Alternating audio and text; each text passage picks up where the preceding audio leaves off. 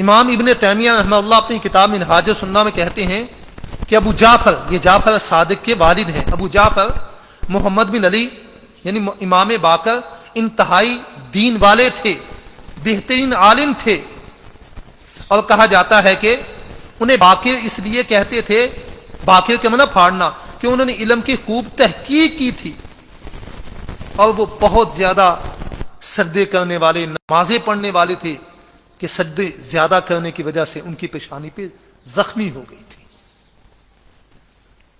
امام مزی رحم اللہ علامہ اجلی کے حوالے سے لکھتے ہیں کہ وہ کہتے ہیں وہ مدینہ منورہ کے رہنے والے معتبر اور ثقہ تابعی تھے۔ ابن البرقی کہتے ہیں وہ صاحب علم و فضل اور فقیہ تھے، امام باقر فقیہ تھے، علم و فضل والے تھے۔ امام ذہبی رحم اللہ فرماتے ہیں یہ مسلمانوں کے سردار تھے، فاطمی ہیں، علوی ہیں، مدنی ہیں، امام ہیں، زین العابدین کے بیٹے ہیں، علم میں، عمل میں، سیادت میں، شرف میں، بزرگی میں، ثقافت میں، متانت، یہ متانت کا مجسد تھے۔ بلا شبہ یہ خلافت کے قابل تھے، اس لائق تھے کہ اگر انہیں خلیفہ بنایا جاتا تو اس اہل تھے یہ۔ جعفر بن محمد بن علی بن حسین بن علی بن ابی طالب، جنہیں لوگ امام جعفر صادق کہتے ہیں اور جن کے نام پہ فقہ جعفریہ کو مرتب کیا گیا اور جعفری کہلایا جاتا ہے، ان کے متعلق امام جعفر صادق رحمہ اللہ کے متعلق امام ابن تیمیہ رحمہ اللہ فرماتے ہیں امام جعفر صادق بہترین اہل علم اور دیندار لوگوں میں سے تھے۔ عمر بن ابی مقدام کہتے ہیں کہ جب میں جعفر صادق کو دیکھتا ہوں تو مجھے یقین ہو جاتا ہے کہ واقعتاً یہ نبیوں کی نسل میں سے ہے، اور مزید کہتے ہیں وہ امت کے علماء کے سردار ہیں۔ امام ذہبی کہتے ہیں یہ امت میں بڑی اہم شخصیت تھے، اور ایک دوسرے مقام پہ کہتے ہیں کہ امام جعفر صادق اور ان کے والد محترم امام باقر رحمہم اللہ یہ دونوں مدینہ منورہ کے جلیل القدر امام اور سردار تھے۔ امام ابو حنیفہ رحمۃ اللہ علیہ فرماتے ہیں کہ میں نے امام جعفر صادق سے بڑھ کر کوئی فقیہ نہیں دیکھا۔ امام ابو حاتم فرماتے ہیں وہ اتنے بڑے ثقہ تھے، معتبر تھے کہ ان کے بارے میں پوچھنے کی، سوال کرنے کی ضرورت ہی نہیں۔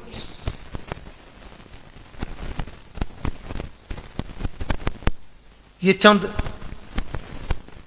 معروف شخصیتوں کے حوالے سے چند میں نے معروف ائمہ کے اقوال بیان کیے ہیں، یہ ان کی کتابوں میں مل جاتے ہیں۔ منہاج السنہ میں امام ابن تیمیہ رحمہ اللہ کے اقوال، اس طرح تہذیب و تہذیب میں، تہذیب الکمال میں، ہاں جی، سیر اعلام النبلاء امام ذہبی کی، ان میں یہ اقوال، یہ چیزیں ملتی ہیں۔ کتاب الثقات امام ابن حبان کی، ان میں یہ اقوال مل جاتے ہیں۔ میں نے تفصیل میں حوالے وہ اس لیے نہیں بتائے کہ ہم اپنے اصل موضوع کی طرف آتے ہیں۔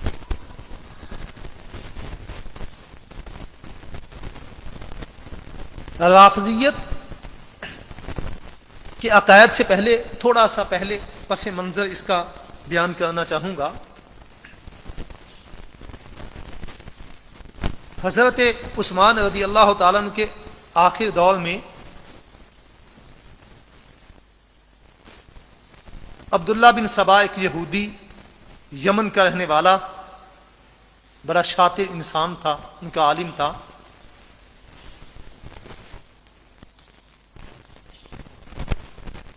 یہودیوں نے بڑا سوچا کہ میدان میں مسلمانوں کا، علم میں مسلمانوں کا مقابلہ نہیں کر سکتے، اسلام کا مقابلہ نہیں کر سکتے، تو عبداللہ بن سبا نے ظاہر کلمہ پڑھا، اسلام کا لبادہ اڑا، اپنے آپ کو مسلمان شو کیا، اور بڑا نیک، متقی، پرہیزگار، عبادت گزار اپنے آپ کو ظاہر کیا، لیکن تھا منافق، زندیق، دل میں کفر چھپائے ہوئے تھا۔ لیکن اہل اسلام کے ہاں ظاہر اسلام کو دیکھا جاتا ہے، باقی اس کے دل کے معاملات، کیفیات وہ اللہ کے سپرد ہوتی ہیں۔ جب تک وہ اپنے نفاق کا، زندیقیت کا، کفر کا خود اظہار نہ کر دے، اس کے زبان اور اس کے اعمال سے واضح نہ ہو جائے، ظاہر اس کے کلمے کا اعتبار کیا جائے گا۔ اس نے عبداللہ بن سبا نے اسلام کا لبادہ اڑا اور مسلمانوں کے مختلف شہروں میں گھومنے لگا۔ حضرت عثمان رضی اللہ عنہ کی نرم طبیعت سے اس نے نجائز فائدہ اٹھایا اور حکومت کے مختلف عمال اور گورنروں پر اس نے اعتراض کرنے شروع کر دیے، اندر کھاتے لوگوں کے ذہن خراب کرنے شروع کر دیے، اور اس نے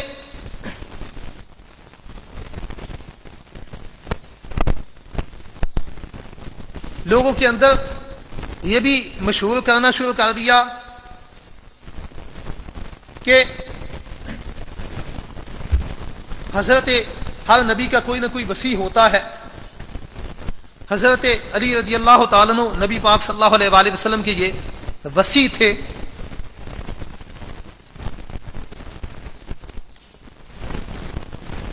آہستہ آہستہ اس نے لوگوں کو تیار کیا، حضرت عثمان پہ، ان کے گورنروں پہ اعتراض شروع کر دیے۔ بالآخر مختصر بات یہ کہ مدینہ کے اندر بلوا ہوا اور اس کے سپاہی گروپ نے اس میں حضرت عثمان رضی اللہ عنہ کو شہید کیا۔ اس میں بعض سادہ لو مسلمان جو حقیقت حال کو نہیں سمجھتے تھے، وہ اس کی ظاہر باتوں سے وہ بھی متاثر ہوئے، لیکن وہ اس کے عقیدے پر نہیں تھے۔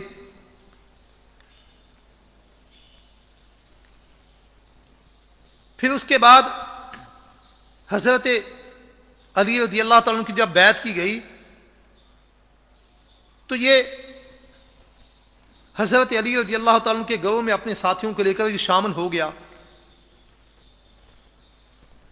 اور اس کے جو لوگ تھے وہ حکومت کے بڑے بڑے عہدوں پہ ان کا کنٹرول تھا، اور حضرت علی رضی اللہ عنہ ان کے سامنے بے بس اور مجبور تھے۔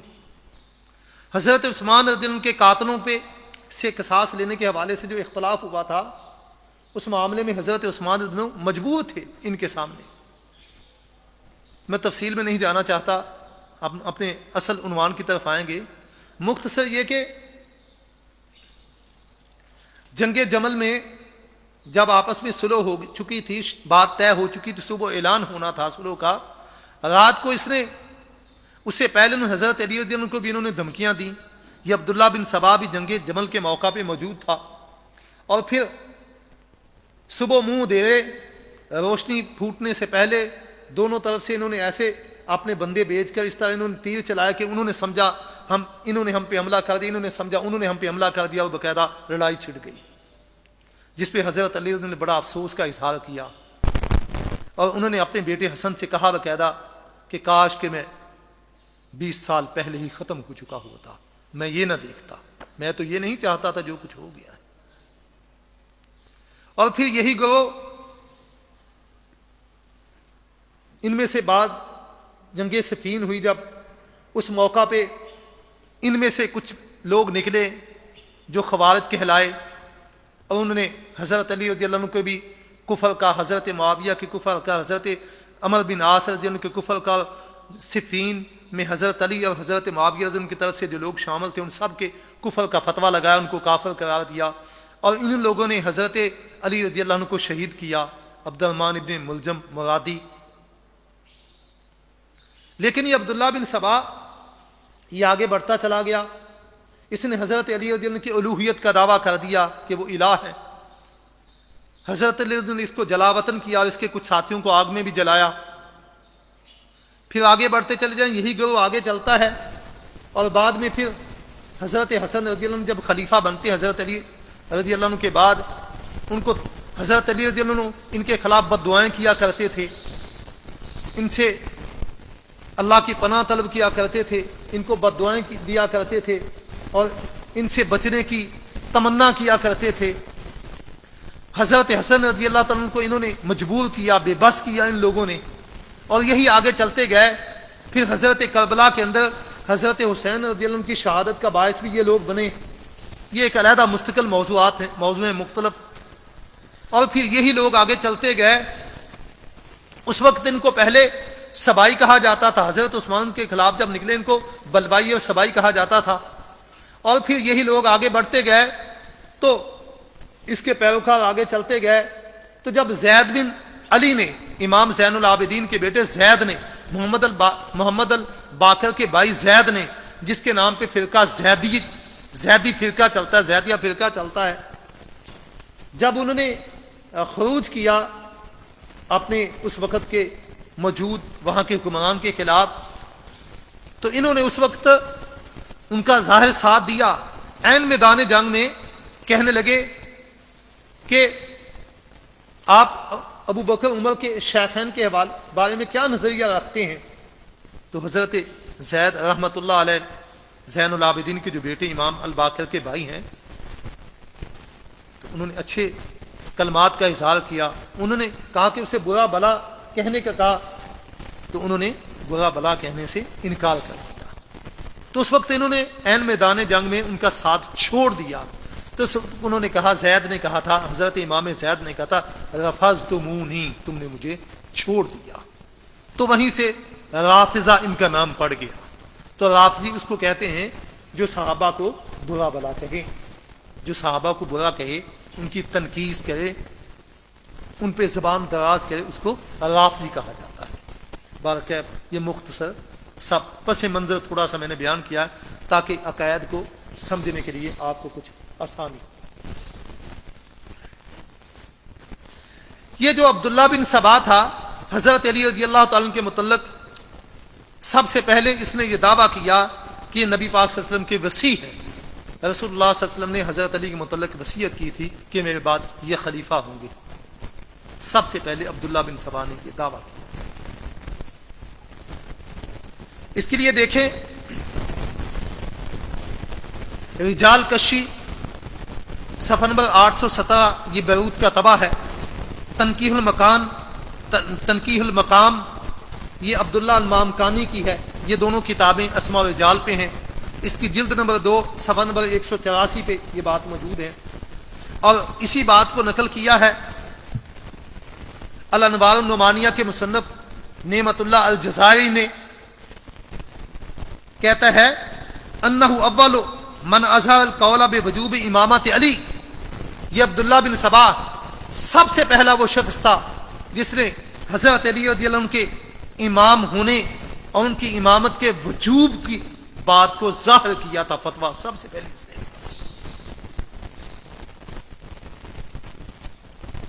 یہ شیعہ کی بڑی معتبر کتاب ہے الانوار النعمانیہ، سید نعمت اللہ الجزائری کی، یہ ایران قوم سے شائع ہوئی ہے، 4 جلد میں یہ نسخہ آپ کے سامنے یہ موجود ہے۔ تو سب سے پہلے عبداللہ بن سبا نے اس عقیدے کا اظہار کیا تھا کہ حضرت علی وصی ہیں اللہ کے نبی صلی اللہ علیہ وسلم، اس سے پہلے کسی نے یہ اظہار نہیں کیا تھا۔ بعض من گرد قصے کہانیاں روایتیں بیان کرتے ہیں جو معتبر نہیں۔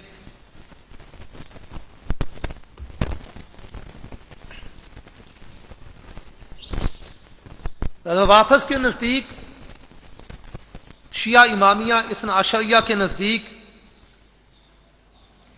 کہتے اسلام کے ارکان جو ہیں وہ ہے توحید، رسالت، امامت، عدالت اور آخرت۔ ان میں سے ہم ذرا عقیدہ امامت کو لیتے ہیں۔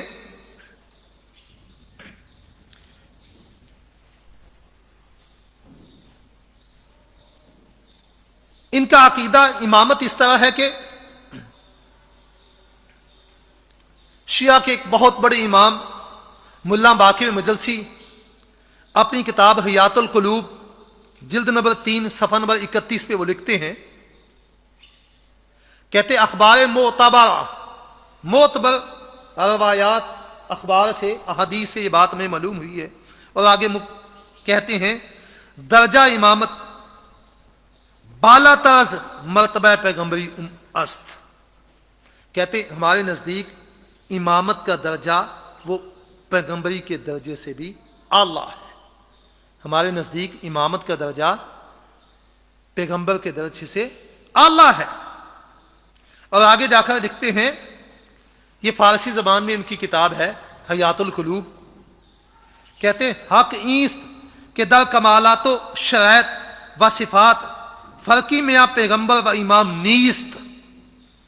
کہتے حق یہ ہے کہ کمالات میں، شرائط میں، صفات میں نبی اور امام کے درمیان کوئی فرق نہیں. یعنی جو شرطیں نبوت کی ہیں وہی شرطیں امامت کی ہیں، جو صفات نبوت کی ہیں وہی صفات امامت کی ہیں، جو کمالات نبوت کے ہیں وہی کمالات امامت کے ہیں.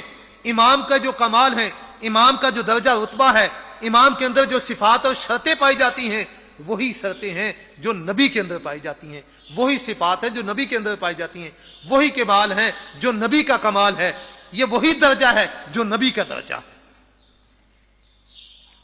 اب سوال پیدا ہوتا ہے کہ جب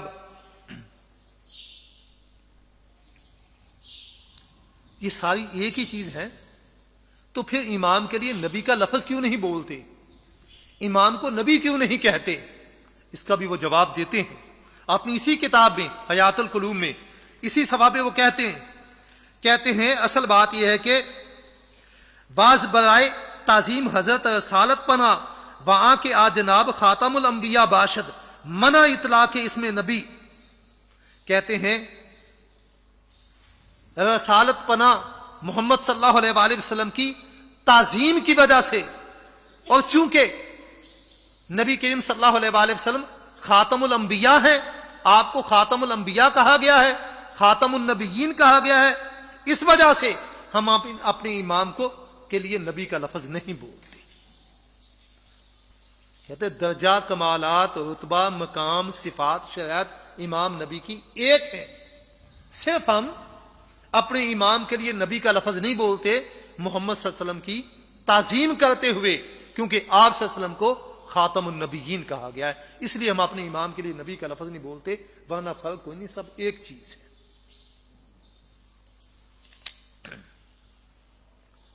شیعہ کے ایک بہت بڑے امام شیخ صدوق، ان کی کتاب رسالہ العقائد، اس کی شرح لکھی ہے پاکستان کے ایک شیعہ عالم معروف محمد حسین ڈھکو نے، جس کا نام ہے احسن الفوائد فی شرح العقائد.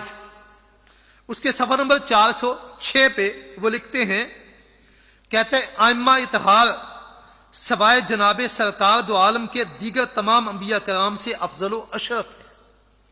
کہتے ہیں جو ہمارے امام ہیں وہ نبی پاک محمد صلی اللہ علیہ وسلم کے علاوہ باقی جتنے نبی ہیں تمام سے افضل اور اعلیٰ اور اشرف ہیں.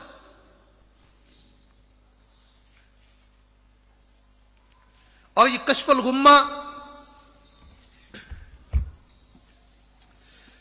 شیعوں کے بہت بڑے امام علامہ محقق ابو الحسن علی بن عیسیٰ بن ابی الفتح العربلی نے لکھی ہے، جو 692 متوفہ 692 ہجری.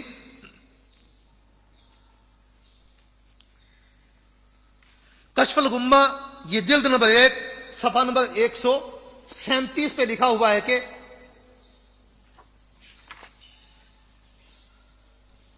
کہتے ہیں اذ کانت الامامۃ فرع النبوہ، امامت جو ہے یہ نبوت کی فرع ہے، امامت نبوت کی فرع اور شاخ ہے. یہ کشف الغمہ جلد نمبر 1. انہوں نے تو امامت کو نبوت کی شاخ کہا ہے، جبکہ حق الیقین، آپ کو بتا دی حق الیقین کے نام سے 2 بڑی مشہور کتابیں ہیں. ایک حق الیقین فارسی زبان میں ہے، وہ ملا باقر مجلسی کی ہے، اور یہ جو میرے ہاتھ میں ہے جس کا میں حوالہ دینے لگا ہوں، یہ حق الیقین فی معرفت اصول الدین، یہ سید عبداللہ شبر کی کتاب ہے، اور یہ بیروت لبنان سے طبع ہوئی ہے. اس حق الیقین کے صفحہ نمبر 185 پہ لکھا ہوا ہے کہ کہتے ہیں ان مرتبہ النبوت ان مرتبہ الامامت کالنبوت کما عرفتا. پیچھے بحث کرتے ہیں، کہتے ہیں ان مرتبہ الامامت کالنبوت کما عرفتا، یقیناً بلا شک و شبہ امامت کا مرتبہ نبوت کی مانند ہے، جیسا کہ آپ جان چکے ہیں. پیچھے صفحات میں انہوں نے اس کی بحث کی ہے.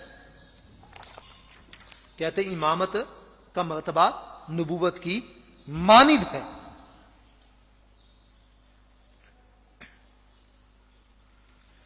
اور شیعہ کے جو ارکان اسلام ہیں ان کے حوالے سے یہ دیکھیں تو ولایت، امامت یہ اسلام کے ارکان میں سے ایک رکن ہے، اہم رکن ہے. اصول کافی، یہ جو میرے ہاتھ میں نسخہ ہے اصول کافی کا، یہ بھی بیروت لبنان سے شائع شدہ ہے.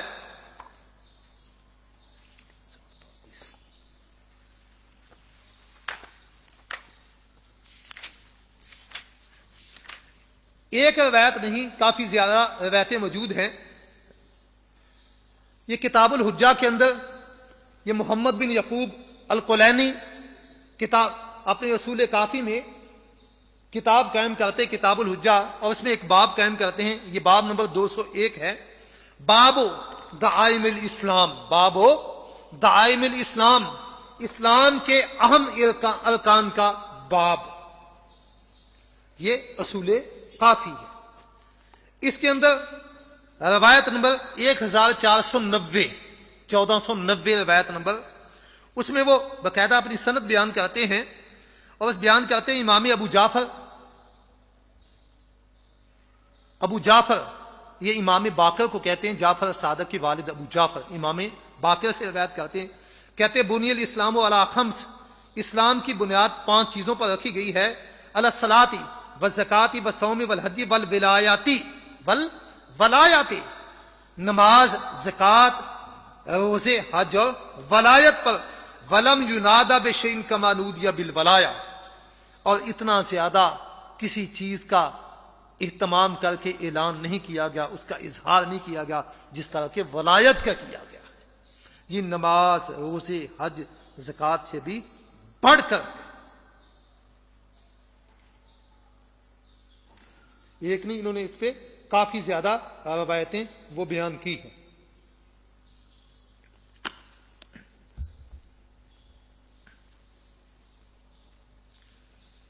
اور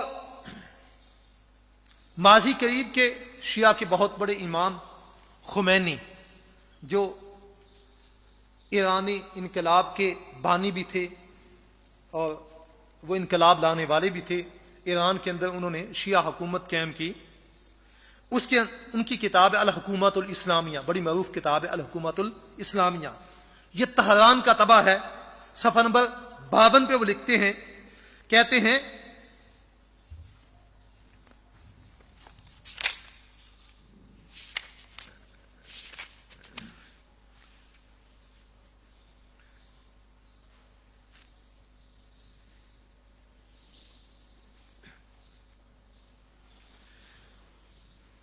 وہ کہتے ہیں کہ وَإِنَّا مِن ضروریات مذہبنا، وَإِنَّا مِن ضروریات مذہبنا، ہمارے مذہب کی بدیہی باتوں میں سے ہے، بدیہی اور قطعی باتوں میں سے ہے، اَنَّ لِأَئِمَّتِنَا مقامًا، ہمارے اماموں کا ایک ایسا مقام ہے، لا يبلغ ملک مقرب ولا نبی مرسل، اس مقام تک کوئی مقرب فرشتہ بھی نہیں پہنچ سکتا اور کوئی نبی جسے بھیجا گیا ہے رسول بنا کر وہ بھی نہیں پہنچ سکتا. ہمارے مقاموں کا وہ اعلیٰ مقام ہے. تو شیعہ کے عقیدہ امامت میں جو چیزیں ہیں، ان کے ہاں جو امام ہوتا ہے وہ نبیوں سے اعلیٰ اور افضل ہوتا ہے، اور جو امام ہوتا ہے وہ معصوم ہوتا ہے. امام واجب الاطاعت ہوتا ہے، امام کے پاس وحی آتی ہے، اور جو امام ہے اس کا منکر، امامت نہ ماننے والا، وہ کافر، دین اسلام سے خارج ہوتا ہے.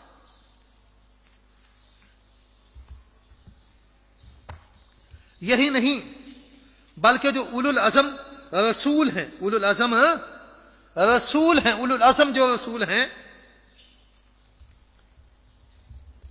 حضرت نوح علیہ السلام، ابراہیم علیہ السلام، موسیٰ علیہ السلام، عیسیٰ علیہ السلام، محمد صلی اللہ علیہ وسلم، حضرت نوح علیہ السلام، وہ کہتے ہیں اولو العزم رسولوں سے بھی بڑھ کر.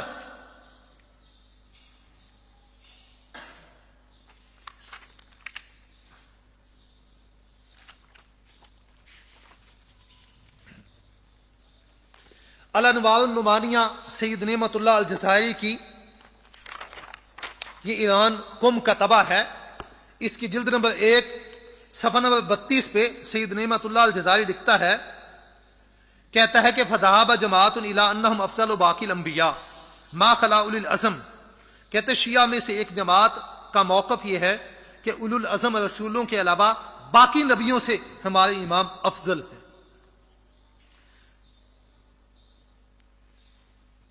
وبعضهم الی المساوات، اور بعض شیعہ کا موقف ہے کہ ہمارے جو امام ہیں وہ اولو العزم رسولوں کے برابر ہیں۔ واکثر المتاخرین الی افضلیت الائمۃ علیہم السلام علی اولی العزم وغیرہم وہو الصواب، کہتا ہے کہ جو متاخرین ہیں ان میں سے اکثر کا موقف یہ ہے کہ امام اولو العزم رسولوں سے اور دوسرے رسولوں سے بھی افضل ہیں، کہتا ہے وہو الصواب، اور درست بات بھی یہی ہے کہ اولو العزم رسولوں سے بھی افضل ہیں۔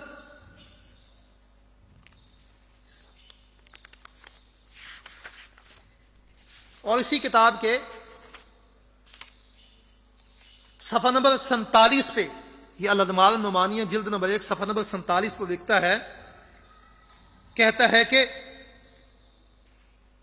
نور مرتضوی فی بیان ان افضل الخلق بعد رسول اللہ علی بن ابی طالب، رسول اللہ صلی اللہ علیہ وسلم کے بعد سب سے افضل علی بن ابی طالب ہیں۔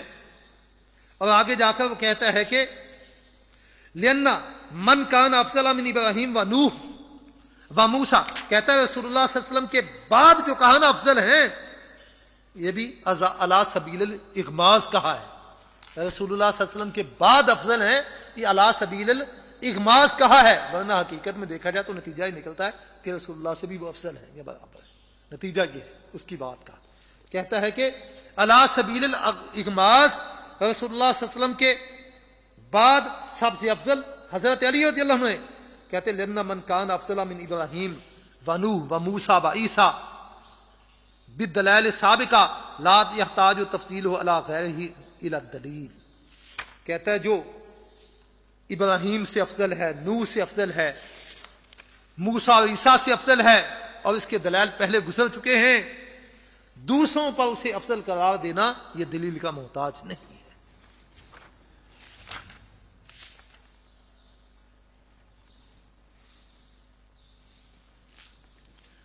اولو العزم رسولوں سے بھی افضل قرار دیتے ہیں۔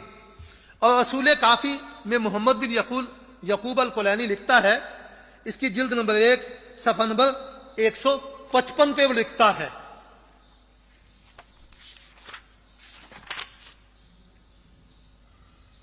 جی کہتا ہے یہ مذمومہ باتیں انہوں نے اپنے اماموں کی طرف منسوب کی ہیں اور اسے وہ درست سمجھتے ہیں۔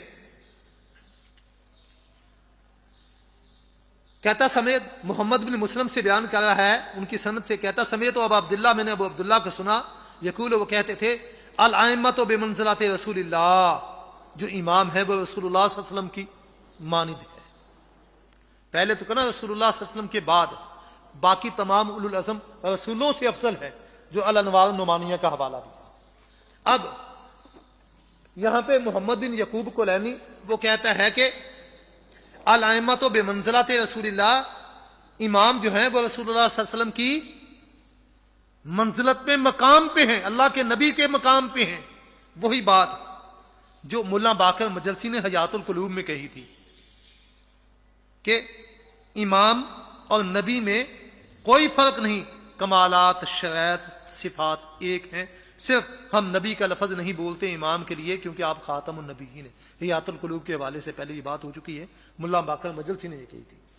یہاں بھی کہتے ہیں الائمۃ بمنزلۃ رسول اللہ، امام رسول اللہ صلی اللہ علیہ وسلم کے یہاں اولو العزم سے بھی بڑھ جاتے ہیں، رسول اللہ صلی اللہ علیہ وسلم کی منزلت پر ہیں، مقام پر ہیں، الا انہم لیسوا بانبیاء، ہاں مگر وہ نبی نہیں ہے، مقام وہی ہے لیکن نبی نہیں ہے۔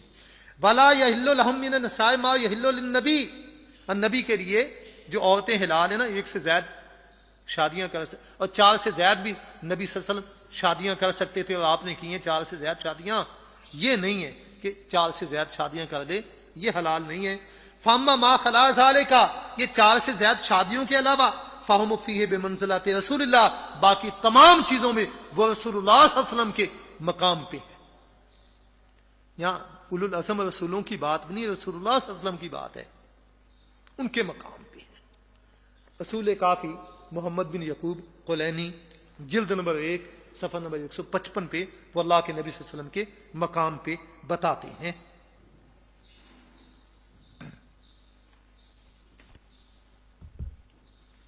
اصول کافی کے اندر ہی جلد نمبر 1 صفحہ نمبر 388 پہ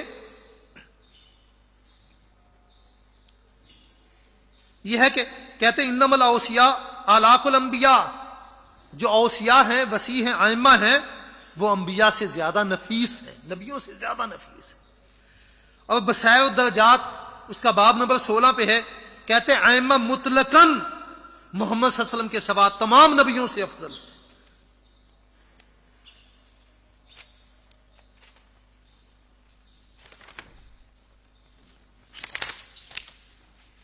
تو ان کے ہاں جو امام ہیں 12 امام، ان کو وہ تمام نبیوں سے افضل جانتے ہیں، حتیٰ کہ اولو العزم رسولوں سے افضل جانتے ہیں، حتیٰ کہ رسول اللہ صلی اللہ علیہ وسلم کے مقام پہ رکھتے ہیں۔ حوالے آپ یہ اصول کافی کا حوالہ اور اسی طرح حیات القلوب کے حوالے آپ پہلے سن چکے ہیں۔ اور یہ بات نہیں ہے کہ جو کتابوں میں لکھا ہوا تھا، اور یہ محمد حسین ڈھکو کے حوالے سے پہلی بات بیان ہو چکی ہے کہ پاکستان کا بہت بڑا شیعہ عالم ہے، یہ قریبی ماضی قریب میں گزرا ہے ہمارا اسی دور میں، تو وہ بھی یہی بات کہتے ہیں کہ تمام انبیاء سے افضل ہے رسول اللہ کے علاوہ۔ اور یہ بات چلیں میں نے اپنے کانوں سے بھی سنی ہوئی ہے۔ غالباً یہ 1993 یا 92 کی بات ہے، 93 92 94 کی، مینار پاکستان پہ عظمت اسلام کانفرنس ہوئی تھی، تحریک نفاذ فقہ جعفریہ کے زیر انتظام ساجد نقوی صاحب، جس کے سربراہ تھے علامہ ساجد نقوی صاحب۔ تو عظمت اسلام کانفرنس تو ہم بھی سننے کے لیے گئے، تو پنڈال میں بھی موجود تھا اور بھی دوست تھے، سننے کے لیے گئے۔ ہمیں تو کوئی حرج نہیں ہے سننے میں، ہم ہر کسی کی بات سنتے ہیں، کسی کی بات سنیں نہ اسے غلط کہیں، اس کے متعلق ذہن بنائیں، یہ تو اچھا درست طریقہ نہیں ہے نا۔ اس کی بات سنیں، اس کو پرکھیں، صحیح ہے تو قبول کریں گے، غلط ہے تو اس کو غلط کہیں گے جی۔ تو اس وقت اتفاقاً ملتان کے علامہ گلفام حسین ہاشمی صاحب یہ تقریر کر رہے تھے، اور ان کے الفاظ مجھے اچھی طرح آج بھی یاد ہیں۔ کہتا یہ کافر اعظم، میں ان کے الفاظ بیان، کہتا یہ کافر اعظم، میری مراد ہے طارق اعظم، یہ ہم پہ اعتراض کرتا، سوال کرتا ہے، کہتا ہے کہ شیعہ باقی صحابہ کو علی جیسا نہیں سمجھتے۔ کہتے سن لو ہمارا شیعہ امامیہ کا عقیدہ سن لو، ہم تو آدم سے عیسیٰ تک کسی نبی کو علی جیسا نہیں سمجھتے، تم صحابہ کی بات کرتے ہیں۔ یہ مینار پاکستان پہ یہ بات ہوئی تھی، عظمت اسلام کانفرنس پہ۔ تو اس کے بعد وہ جو گاڑیاں واپس جا رہی تھی، آل پاکستان کانفرنس تھی، تو یہ شیخ پورہ فیصل آباد روڈ پہ وہ کچھ لوگوں نے اس پہ حملہ کر کے بسوں پہ بندے بھی قتل کیے تھے۔ بلکہ ہم تو اس حق میں نہیں ہیں، یہ قتل و غارت کی، بلکہ ایک علمی بحث علمی حد تک رہنی چاہیے۔ تو یہ نہیں کہ یہ کتابوں میں لکھی ہوئی ہیں، ٹھیک ہے انہوں نے لکھ دی، کون اس کو مانتا ہے، آج بھی مانتے، بیان کرتے ہیں باقاعدہ۔ اور دوسری بات، نبیوں پہ وحی ہوتی ہے، نبیوں پہ وحی نازل ہوتی ہے، باقاعدہ اماموں پہ بھی وحی نازل ہوتی ہے۔ نبیوں کے پاس فرشتہ آتا ہے، اماموں کے پاس بھی فرشتہ آتا ہے، بلکہ فرشتوں سے بڑھ کر آتا ہے۔ یہی اصول کافی جلد نمبر 1 صفحہ نمبر 156 پہ یہ بات موجود ہے کہ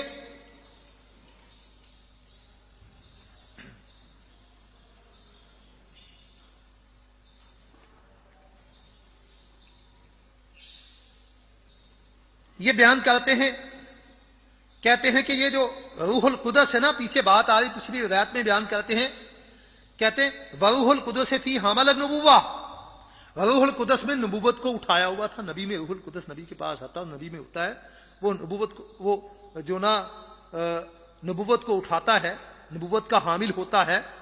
فَإِذَا قُبِضَ النَّبِيُّ انتقل روح القدس فصار إِلَى الْإِمَامِ، جب نبی فوت ہو جاتا ہے تو روح القدس منتقل ہو کر امام کی طرف چلا جاتا ہے۔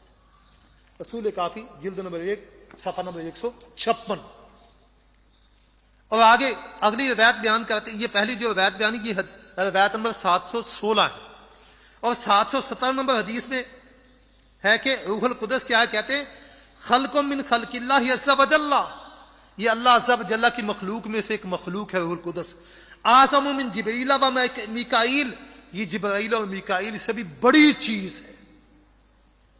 کہتے ہیں روح القدس اللہ کی مخلوق ہے، یہ جبرائیل اور میکائیل سے بھی بڑی چیز ہے. کانا مع رسول اللہ، وہ رسول اللہ صلی اللہ علیہ وسلم کے ساتھ ہوتے تھے. یخبرہ، وہ آپ کو ہر چیز کی خبر دیتے تھے. ویسددہ، اور آپ کی رہنمائی کرتے تھے، آپ کو سیدھا رکھتے تھے.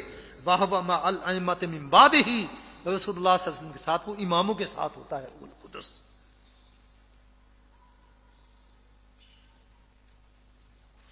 اور صفحہ نمبر 157 جلد نمبر 1 پہ کہتے ہیں کہ ابو عبداللہ سے روایت بیان کرتے ہیں، کہتے ہیں خلق اعظم من جبریل و میکائیل، یہ مخلوق ہے جو جبریل اور میکائیل سے بڑی ہے. کانا مع رسول اللہ، رسول اللہ کے ساتھ ہے. وہو مع الائمہ، اور وہ اماموں کے ساتھ ہوتے ہیں. اور روایت نمبر 722 پہ بیان کرتے ہیں حضرت علی رضی اللہ عنہ کے حوالے سے کہ کسی نے ان سے سوال کیا روح کے متعلق، الیسا ہوا جبریل، کیا یہ جبریل نہیں ہے؟ تو جناب امیر المومن حضرت علی رضی اللہ عنہ نے فرمایا جبریل من الملائکہ، جبریل تو فرشتوں میں سے ہے. وروح غیر جبریل، یہ جو روح ہے روح القدس یہ جبریل کے علاوہ ہے. اور یہ نہیں کہ روایت لکھی ہے کو بندہ کہے جی سند دیکھیں گے، بالکل سند دیکھیں. اس بات کو باقاعدہ انہوں نے ماننا ہے، اپنایا ہوا ہے. یہی باتیں آپ دیکھ سکتے ہیں. یہ سید عبداللہ شبر کی حق الیقین ہے، اس کا صفحہ نمبر 140 نکال کے دیکھ لیں. اس میں وہ بھی یہی باتیں بیان کرتے ہیں. کہتے ہیں کہ اپنے امام رضا کے حوالے سے بیان کرتے ہیں، کہتے ہیں کہ فی علامات الامام، امام کی علامتوں اور نشانیوں میں سے انہوں نے رضا نے کہا ان الامام مؤید بروح القدس، امام جو ہے اس کی تائید اور مدد کی جاتی ہے روح القدس کے ساتھ. اور اس کے صفحہ نمبر 179 پہ بھی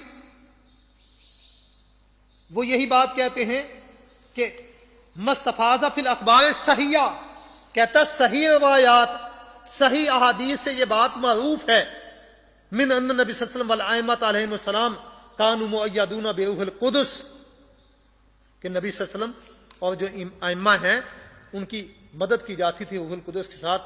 وہو مالک یسددہم، یہ فرشتہ ہے جو ان کو درست راستے پہ رکھتا ہے. وَيُبَيِّنُ لَهُمُ الْمَعَالِمَ وَيَحْفَظُهُم مِّنَ الْخَطَأِ وَالنِّسْيَانِ مِنْ أَوَّلِ أُمُورِهِمْ إِلَىٰ آخِرِهِمْ، اماموں کی نبیوں کی اماموں کی عمر کی ابتدا سے لے کر آخر عمر تک جو ان کو غلطی اور نسیان اور بھول چوک سے بھی محفوظ رکھتا ہے. اور یہی باتیں بڑی شرح بست کے ساتھ سید نعمت اللہ الجزائری الانوار النعمانیہ جلد نمبر 1 صفحہ نمبر 43 میں بھی بیان کرتا ہے. اور اس کی جلد نمبر 3 صفحہ نمبر جلد نمبر 1 صفحہ نمبر اور جلد نمبر 3 صفحہ نمبر 143 پہ اس نے یہ باتیں بیان کی ہوئی ہیں کہ روح القدس وہ نبی کے بعد رسول اللہ کے بعد اماموں کے ساتھ ہوتا ہے اور ہر امام کے ساتھ ہوتا ہے. تو قاعدہ وہ روح القدس آتا ہے اللہ کی طرف سے، وہ وحی کرتا ہے، وہ سارا کچھ کرتا ہے، اس کے وہ چلتے ہیں. تو یہ تو بات معروف ہے، کتابوں میں بھی لکھی ہوئی ہے. ہاں جی، یہ اصول کافی میں بھی یہ باتیں موجود ہیں، اور بھی کتابوں میں یہ باتیں موجود ہیں کہ جو امام ہوتا ہے وہ عالم الغیب ہوتا ہے، علم غیب جاتا ہے. یہ اصول کافی اس کی جلد نمبر 1 صفحہ نمبر 136 149 147 پہ یہ باتیں موجود ہیں کہ امام جو ہیں وہ علم غیب جانتے ہیں. بلکہ اس کے صفحہ نمبر 150 پہ یہاں تک یہ بات موجود ہے، وہ کہتے ہیں کہ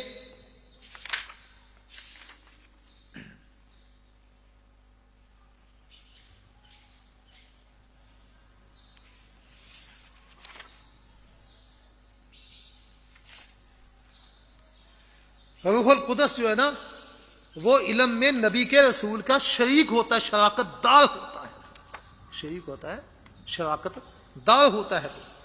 بلکہ الانوار النعمانیہ جلد نمبر 1 صفحہ نمبر 34 پہ تو یہ بات کہی ہے کہ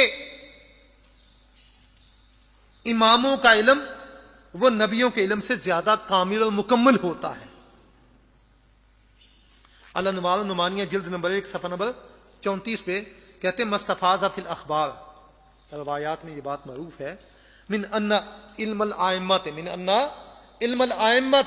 علیہم السلام اکمل من علوم کل الانبیاء، اماموں کا علم تمام نبیوں کے علم سے زیادہ کامل اور مکمل ہوتا ہے۔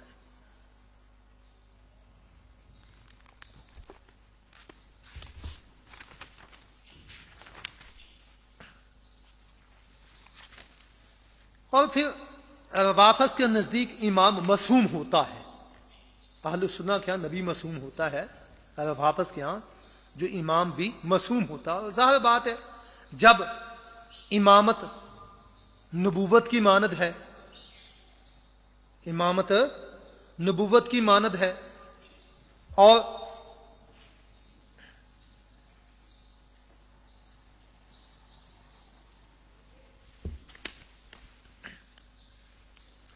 امام وہ نبی رسول کے مانند ہوتا ہے، صرف نبی کا لفظ اس کو نام اس کے لیے نہیں بولتے، لفظ اس کے لیے نبی کا نہیں بولتے،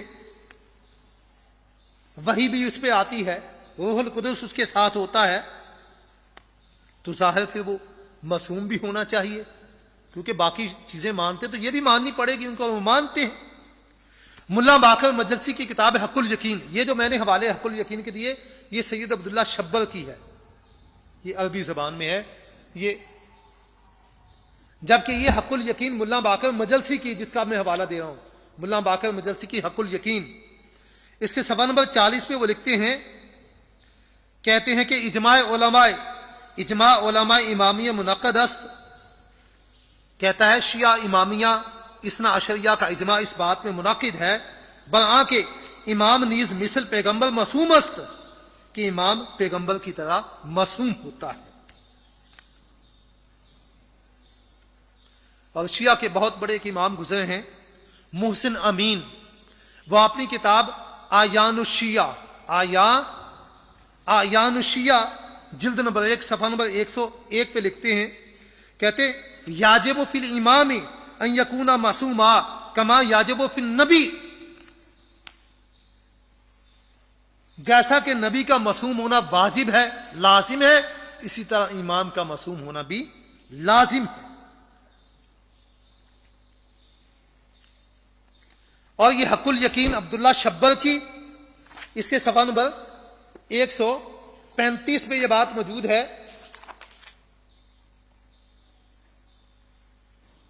کہتے عنوان باندھتے وجوب ہو عصمت الانبیاء والائمہ، نبیوں اور اماموں کی عصمت لازم ہے، ان کا معصوم ہونا لازم ہے۔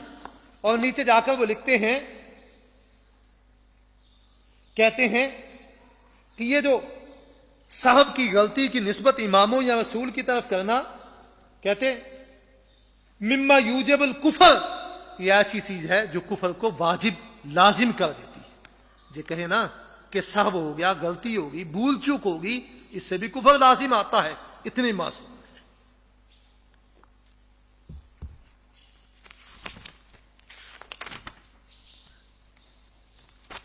اور ان کے ہاں اماموں کی اطاعت بھی واجب ہے، بالکل ایسے ہی جیسے کہ نبی کی اطاعت واجب ہے، جبکہ حقیقت یہ ہے، حضرت علی رضی اللہ تعالیٰ عنہ کی حدیث ہی ہے، حضرت علی فرماتے ہیں، نبی پاک نے فرمایا لا طاعۃ لمخلوق فی معصیۃ الخالق، جب اللہ کی نافرمانی ہوتی ہو تو اللہ کی نافرمانی میں مخلوق کی اطاعت نہیں کی جائے گی، تو امام ظاہر مخلوق ہے۔ ایک نبی کی ذات ایسے ہوتی ہے جس کی اطاعت بلا مشروط ہوتی ہے، بغیر کسی شرط کے نبی کی اطاعت واجب ہوتی ہے، جبکہ ان کے ہاں اماموں کی اطاعت بھی ایسے ہی واجب ہے۔ اصول کافی جلد نمبر 1 صفحہ نمبر 106. یہاں پہ لکھتے ہیں کہ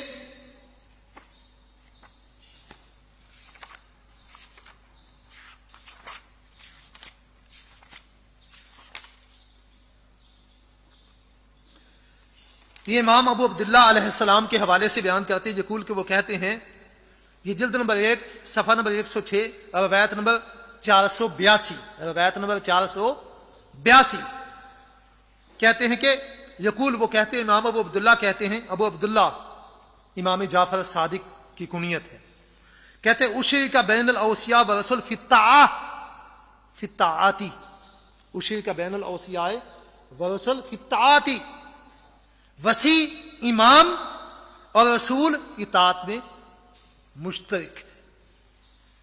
امام اور رسول اطاعت میں کیا ہیں؟ مشترک ہیں. امام اطاعت میں رسول کے شراکت دار ہیں رسولوں کے. جس طرح یعنی مطلب یہ کہ جس طرح رسولوں کی اطاعت واجب ہے، لازم ہے، اسی طرح امام کی اطاعت واجب اور لازم ہے. اور ان کے ہاں امام منصوص ہوتا ہے، امام منصوص ہوتا ہے، اللہ کی طرف سے باقاعدہ نص ہوتی ہے کہ فلاں امام ہے. اور جو امام ہوتا ہے وہ اپنی زندگی میں آنے والے امام کے متعلق خبر دے دیتا ہے کہ میرے بعد فلاں امام ہوگا. منہاج الکرامہ صفحہ نمبر 72، اس طرح محسن امین کی آیان الشیعہ صفحہ جلد نمبر 1 صفحہ نمبر 176 پہ کہتے یاجبو علی اللہ نصب الامام کحسب النبی، نبی کو نصب کرنے بھیجنے کی طرح امام کو بھیجنا، امام کا اعلان کرنا، یہ بھی اللہ پہ واجب ہے، لازم ہے. اور ظاہر ہے کہ جب امامت کو نبوت کی مانند ماننا ہے تو یقینی بات ہے،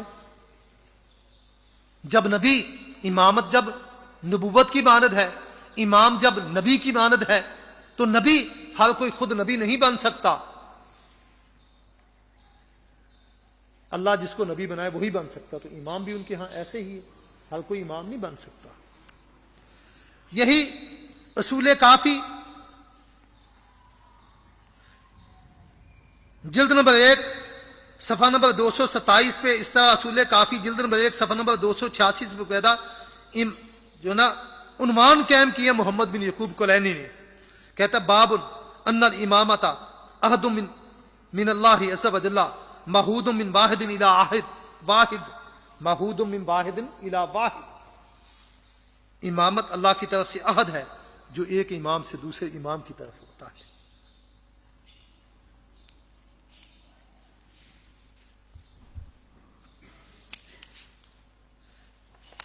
اور محمد حسین علی کاشف الغطاء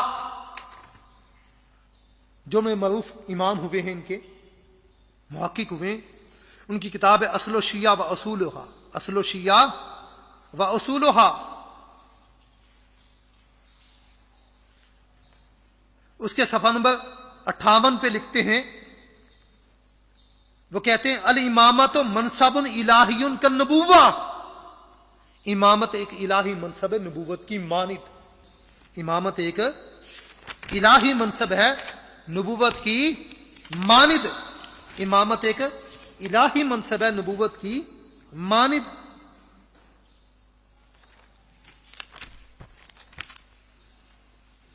اور یہی بات وجہ ہے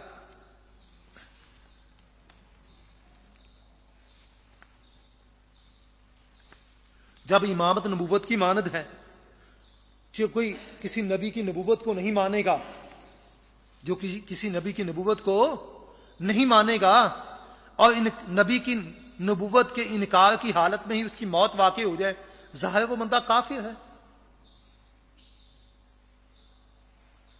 تو ان کے ہاں بھی یہی صورت حال ہے.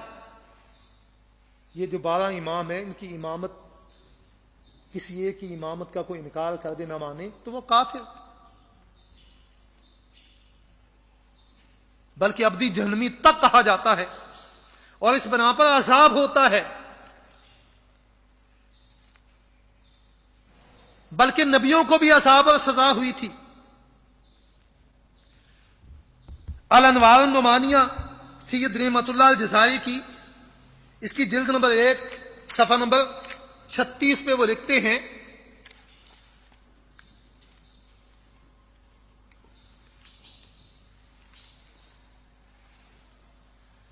وہ روایت نقل کرتے ہیں امام زین العابدین سے، ان کی طرف منسوب ہے، وہ کہتے جناب یونس علیہ الصلوۃ والسلام جو مچھلی کے پیٹ میں گئے، قرآن پاک میں سارا اس کا واقعہ موجود ہے، وہ اس وجہ سے گئے تھے کہ ان پر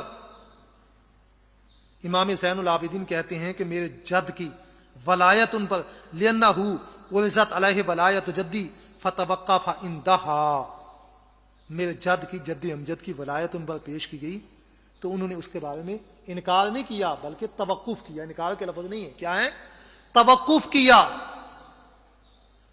فوراً اس کو مانا نہیں امامت کو، تو اس بنا پر ان کو یہ سزا ملی کہ اللہ نے ان کو مچھلی کے پیٹ کے اندر ان کو قید کر دیا۔ بلکہ وہ تو یہاں تک بیان کرتے ہیں کہ وہ مچھلی جس کے پیٹ کے اندر یونس علیہ الصلوۃ والسلام مقید رہے ہیں، وہ کہتی ہے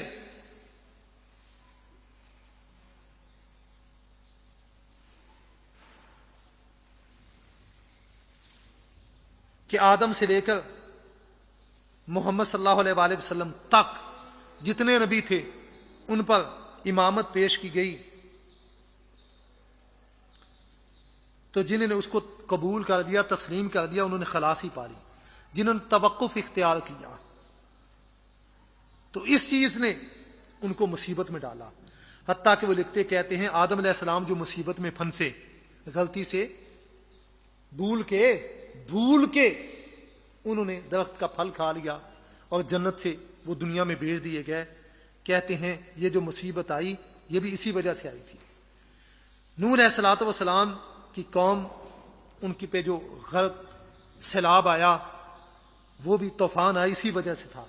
ابراہیم علیہ الصلوۃ والسلام کو جو آگ میں ڈالا گیا، یوسف علیہ الصلوۃ والسلام کو کنویں میں پھینکا گیا، ایوب علیہ السلام پر جو آزمائش آئی، داؤد علیہ السلام سے کہتے ہیں جو غلطی سرزد ہوئی من الخطیہ تھے، حتیٰ کہ اللہ نے یونس علیہ السلام کو بھیجا، ہاں جی، تو یہ ساری اسی وجہ سے پیش آئی تھی۔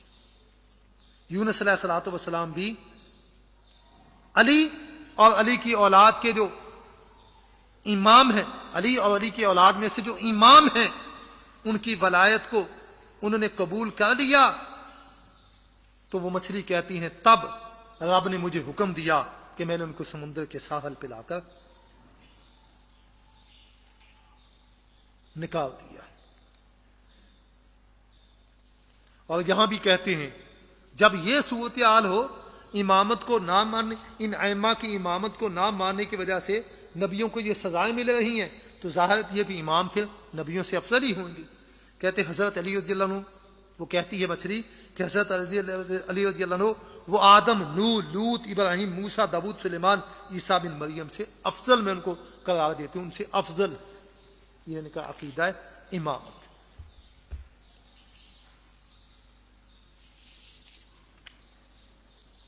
ان کے ہاں جو اماموں کی امامت کے بارے میں کسی امام کی امامت کو وہ نہیں مانتا کہ ٹھیک ہے وہ نیک ہیں، بزرگ ہیں، سب کچھ ہے، اللہ کے نیک بندے ہیں، علم اللہ نے ان کو دیا ہے، جس طرح دیگر ائمہ اس طرح ائمہ مانتا ہوں، لیکن جس طرح آپ لوگ اسے امام مانتے ہیں، یہ نبوت کی طرح امامت اور نبیوں کی طرح امام، یہ میں نہیں مانتا، یہ نبیوں کا خاصہ ہے، یہ کسی نبیوں کے علاوہ کسی اور میں یہ چیزیں نہیں پائی جا سکتی کہ وہ نبیوں سے افضل ہو، یا نبیوں کی طرح اس پہ وحی آتی ہو، نبیوں کی طرح اس کی اطاعت واجب ہو، وہ نبیوں کی طرح معصوم ہو، یہ میں نبیوں کے لیے مانتا ہوں، نبیوں کے علاوہ کسی میں نہیں مانتا۔ عزت احترام اپنی جگہ پہ، بلکہ ہمارے لیے روشن ستارے ہیں، لیکن یہ چیزیں درست نہیں، وہ کافر ہیں۔ الانوار النعمانیہ نعمت اللہ الجزائری کی جلد نمبر 1 اس کے صفحہ نمبر 28 پہ وہ لکھتا ہے،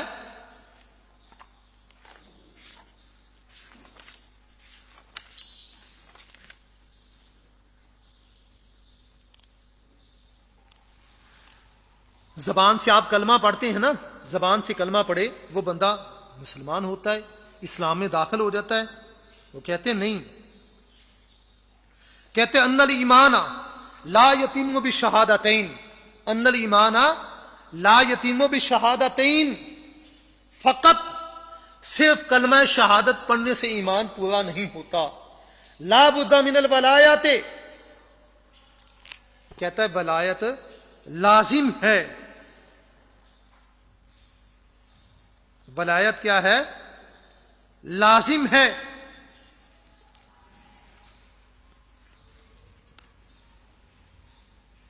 اور آگے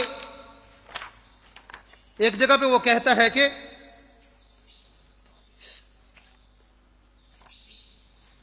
صفحہ نمبر 45 میں وہ لکھتا ہے، کہتے ہیں ولا یقبل ایمان عبد الا بولایاتہ والبراءۃ من اعدائہ، کسی بندے کا ایمان قبول نہیں ہوتا، ایمان ہی قبول نہیں، کسی بندے کا ایمان قبول نہیں ہوتا مگر آپ کی ولایت کے ساتھ اور آپ کے دشمنوں سے برات کے ساتھ۔ وہ دشمن پتہ کن کو قرار دیتے ہیں؟ حضرت صدیق اکبر کو، عمر فاروق کو، عثمان غنی کو، حضرت معاویہ رضی اللہ عنہ کا۔ اسی کتاب میں یہ باتیں موجود ہیں، اسی کتاب میں یہ باتیں موجود ہیں، صدیق اکبر، فاروق اعظم، عثمان غنی وغیرہ کے متعلق ان کو دشمن قرار دیتے ہیں۔ کہتے ہیں ان سے برات کا، دشمنوں سے برات کا اعلان کرے اور ولایت کا اقرار جب تک نہ کرے بندے کا ایمان قابل قبول نہیں۔ اور اسی کتاب کے یا الانوار النعمانیہ جلد نمبر 1 صفحہ نمبر 105 پہ وہ لکھتا ہے، کہتا ہے انہم علی ما ذکرنا من الاعتداد بعد النبی وتغییر سنت ہی، کہتا ہے حضرت علی رضی اللہ تعالی نے جو صدیق اکبر کی بیعت خلافت منعقد ہونے کے فوراً بعد نہیں کی، حالانکہ کی تھی، ایک علیحدہ موضوع ہے، دلیل موجود ہے، انہوں نے بیعت خلافت منعقد ہونے کے بعد باقی صحابہ کے ساتھ فوراً بھی کی تھی، اور تقریباً 6 مہینے بعد حضرت فاطمہ کی وفات کے بعد دوبارہ پھر تجدید بیعت کی تھی، دوبارہ پھر کی تھی۔ اس کے دلائل علیحدہ اپنی جگہ پہ موجود ہے، صحیح سندوں کے ساتھ موجود ہے۔ لیکن یہ کہتا ہے کہ حضرت صدیق اکبر کی، ابو بکر صدیق رضی اللہ عنہ کی، جو حضرت علی رضی اللہ عنہ نے کہتا ہے کہ بیعت نہیں کی، اس لیے کہ انہم علی ما ذکرنا من الاعتداد بعد النبی صلی اللہ علیہ وسلم، اس لیے کہ وہ نبی صلی اللہ علیہ وسلم کے بعد مرتد ہو چکے تھے، استغفر اللہ معاذ اللہ، اس لیے کیونکہ وہ مرتد ہو چکے تھے تو اس لیے ان مرتدوں کی آپ نے، حضرت علی نے بیعت نہیں کی، استغفر اللہ معاذ اللہ۔ یہی نہیں بلکہ سید عبداللہ شبر حق الیقین میں صفحہ نمبر 566 پہ لکھتا ہے،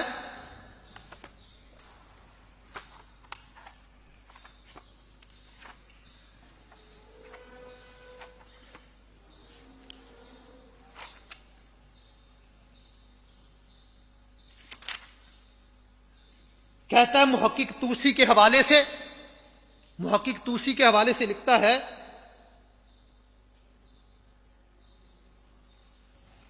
کہتا ہے ان اصول الایمان عند الشیعۃ ثلاثہ، ان اصول الایمان عند الشیعۃ ثلاثہ، شیعہ کے ہاں ایمان کے اصول کتنے ہیں؟ ایمان کی اصل 3 ہیں۔ التصدیق بوحدانی اللہ تعالی فی ذاتہ والعدل فی افعالہ، ایک تو اللہ کی وحدانیت، مختصر بات کرتا ہوں، دوسرا والتصدیق بنبوت الانبیاء، نبیوں کی نبوت کی تصدیق، کتنی ہوگی؟ 2، پہلی ہوگی اللہ کی وحدانیت، دوسری نبیوں کی نبوت کی تصدیق، اور تیسری والتصدیق بامامت الائمہ، والتصدیق بے امامت الائمہ، اور اماموں کی امامت کی تصدیق۔ ایمان کے یہ تین اصول ہیں، ایمان کے یہ تین اصول ہیں، ایک اللہ کی وحدانیت، دوسری نبیوں کی نبوت کی تصدیق، اور تیسری اماموں کی امامت کی تصدیق۔ یہ تین ایمان کے اصول ہیں۔ اور آگے کہتا ہے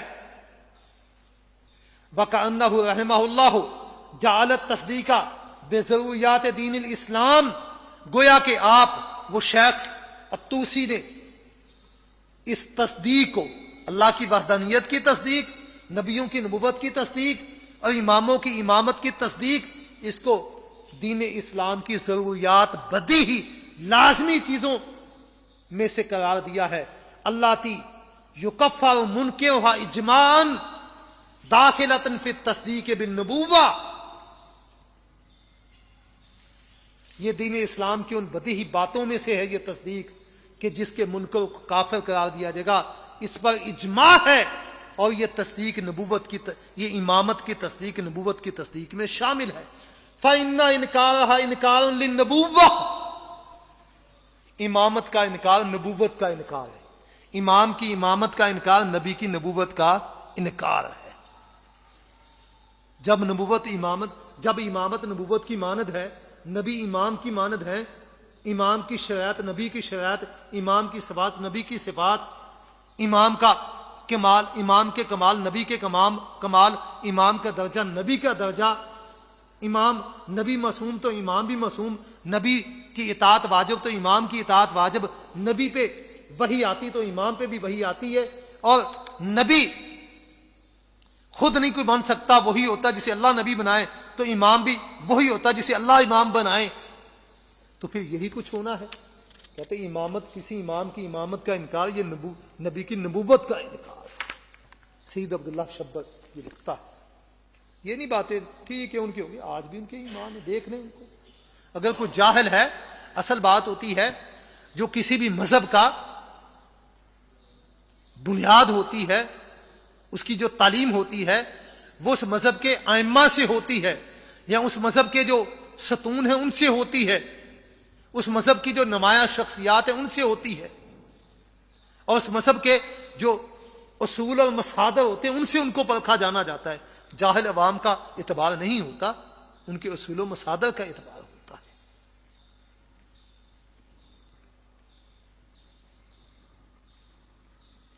بلکہ صفحہ نمبر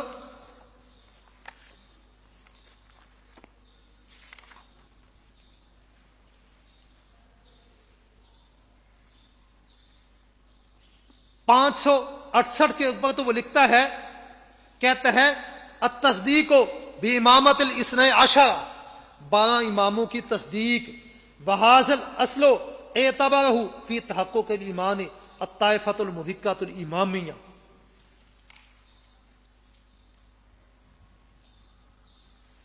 کہتا ہے 12 اماموں کی امامت کی تصدیق یہ وہ اصل ہے جس کو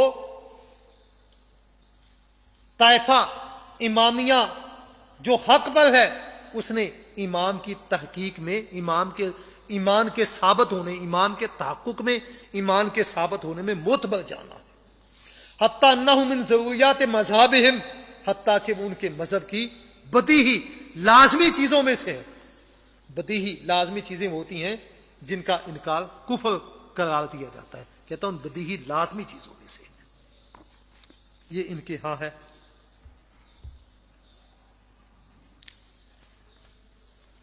کیوں نہ ہو،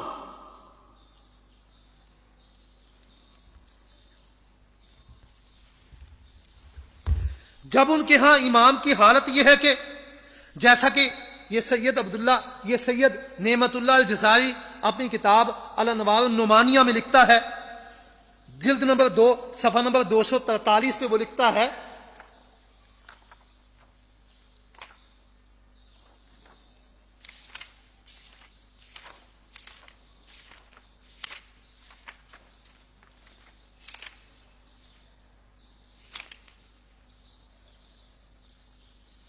وہ صاحب بڑا واضح کہہ دیتا ہے کہ خلاصہ یہ ہے انا لم نجتمع ماہم علی الہ ولا علی نبی ولا علی امام. کہتا جو اہل سنت ہے نا، ہم ان کے ساتھ کسی معبود، کسی نبی، کسی امام پہ اتفاق نہیں کرتے. کہتا ہے ہم اہل سنت کے ساتھ اتفاق نہیں کرتے، نہ کسی الہ پہ، نہ کسی نبی پہ، نہ کسی امام پہ. کیوں؟ اس لیے بذالک انہم یقولون ان ربہم هو الذی کان محمد صلی اللہ علیہ وسلم وخلیفۃ بعدہ ابو بکر. کیونکہ اہل سنت کہتے ہیں کہ ان کا رب، اہل سنت کا رب وہ ہے کہ جس کا نبی محمد ہے. کیونکہ اہل سنت کہتے ہیں کہ ان کا اہل سنت کا رب وہ ہے کہ جس کا نبی محمد ہے اور اس نبی کا پہل خلیفہ ابو بکر. کہتا وَنَحْنُ لَا نَقُولُ بِهَٰذَا الرَّبِّ وَلَا بِذَٰلِكَ النَّبِيِّ. کہتا ہم اس رب کو بھی نہیں مانتے، ہم اس نبی کو بھی نہیں مانتے. اہل سنت کہتے ہیں کہ ہمارا رب وہ ہے جس کا نبی محمد ہے اور اس کا پہلا خلیفہ ابو بکر ہے. اور یہ کہتا ہم کہتے ہیں اور ایسے رب کو ہم نہیں مانتے، ایسے نبی کو ہم نہیں مانتے کہ جس رب کا نبی محمد اور اس محمد کا پہلا خلیفہ ابو بکر ہو. ہم ایسے محمد کو نبی نہیں مانتے، ہم ایسے رب کو رب نہیں مانتے کہ جس رب کے نبی کا خلیفہ ابو بکر ہو. بل نقولو، بلکہ ہم کہتے ہیں ان رب اللہ دی خلیفہ تو نبی ابو بکر لیس ربنا. وہ رب جس کے نبی کا خلیفہ ابو بکر ہے وہ ہمارا رب نہیں. ولا ذالک النبی نبینا، اور یہ نبی جس کا خلیفہ ابو بکر وہ ہمارا نبی نہیں. واضح کہتا ہے. بلکہ آگے وہ کہتے ہیں اس کی وجہ کیا ہے؟ وہ کہتا ہے وذالک ان الامامت کالنبوۃ. امامت نبوت کی مانند ہے. امامت کس کی مانند ہے؟ امامت ان الامامت کالنبوۃ والالہیت. امامت نبوت اور الوہیت کی مانند ہے. امامت نبوت اور الوہیت کی مانند ہے. اور آگے کہتا ہے جو کہے نا اللہ میرا الہ ہے، اللہ میرا معبود ہے، لیکن باقی شریکوں کی معبودوں کی نفی نہ کرے، وہ موحد نہیں، وہ مسلمان نہیں. اور جو کہے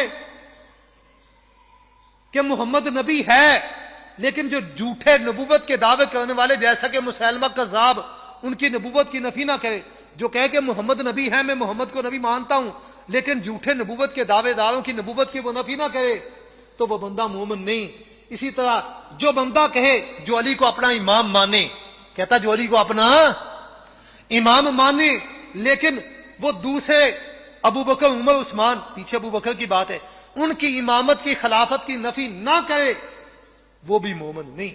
کہتا ہے فمن قال، جس نے کہا ان علی امام، کہ علی امام ہے، میں علی، جس نے کہا کہ علی امام ہے، میں علی کو امام مانتا ہوں، ولم ينفي امامت من ادعاها ونازعوا علیها وغصبها، اور دوسرے جس نے امامت کا دعویٰ کیا اور جس نے علی سے امامت کو غصب کیا، چھینا، وہ کہتے ہیں نا علی سے امامت چھین لی، خلافت چھین لی گئی، حکومت چھین لی گئی.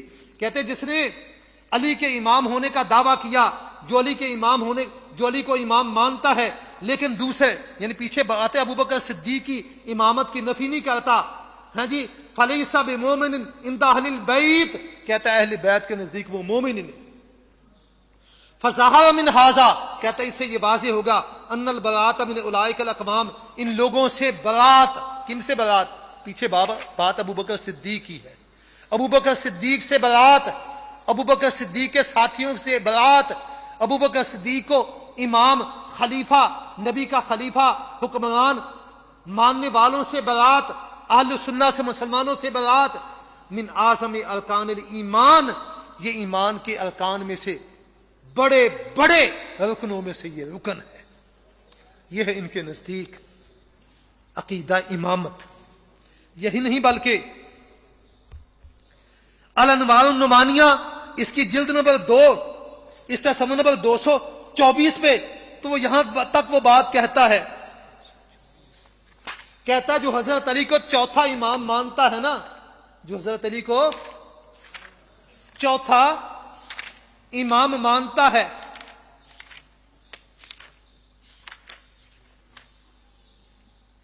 کہتا ہے جو حضرت علی کو چوتھا امام مانتا ہے،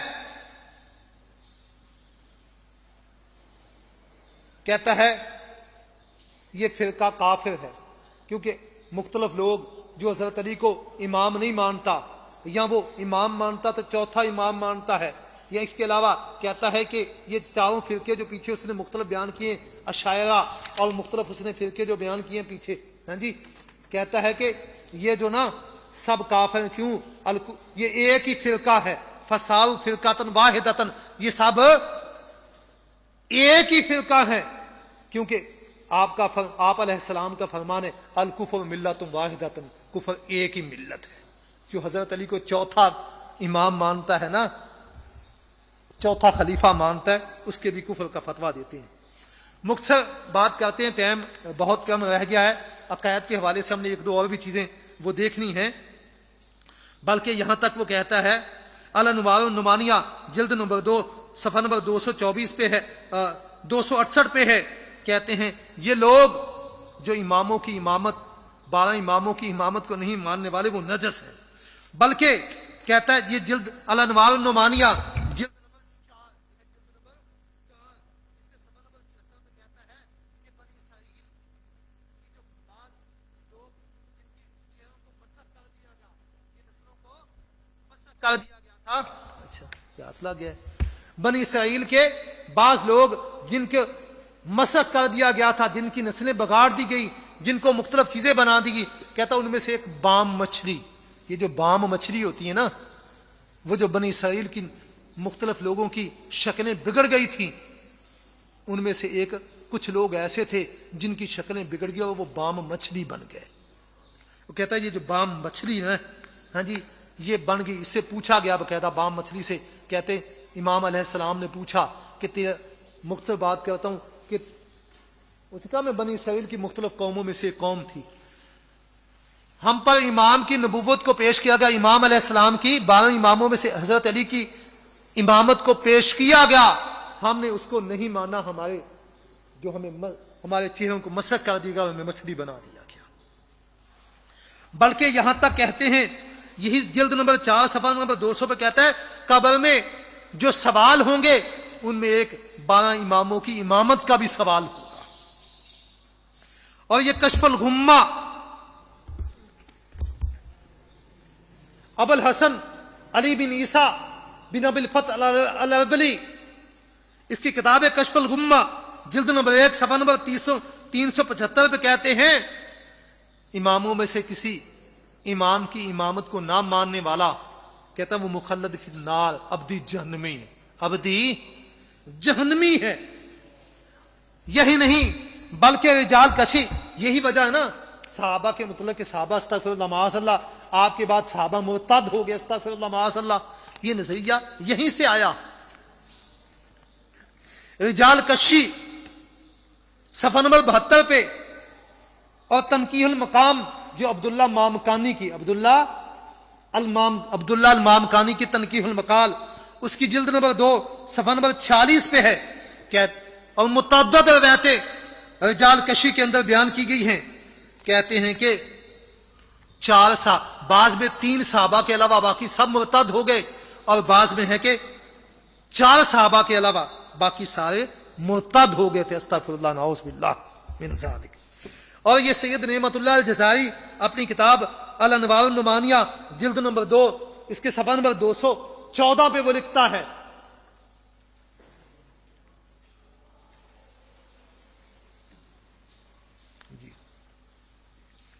وہ کہتا ہے الامامیہ تو قالو بالنص الجلی علی امامت علی، امامیہ نے نص جلی کے ذریعہ وہ علی کی امامت کا وہ قائل ہے، علی کی امامت کے قائل ہے۔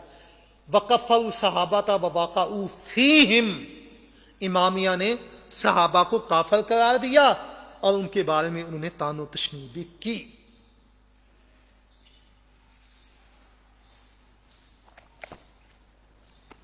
صحابہ کو بھی انہوں نے کافر قرار دیا۔ اسی طرح ان کے عقائد میں سے یہ عقیدہ امامت تھا، ذرا تفصیل سے بیان ہو گیا زیادہ، اور تفصیل جو ہونی چاہیے تھی وہ بھی پھر بھی نہیں ہوئی. ان کے ہاں ایک عقیدہ ہے عقیدہ بدا. عقیدہ بدا یہ اصول کافی محمد بن یعقوب کلینی کی یہ ایسے ہی ہے جیسے اہل سنت کے ہاں صحیح بخاری ہے، بلکہ اس سے بھی زیادہ ان کے ہاں اس کا مقام ہے. اصول کافی جلد نمبر 1 صفحہ نمبر 85 اور صفحہ نمبر 191 پہ عقیدہ بدا اس کی بڑے فضائل بیان کیے گئے. ہاں جی، عقیدہ بدا کے حوالے سے جو نا مشروعیت یہ چیزیں بیان کی گئیں.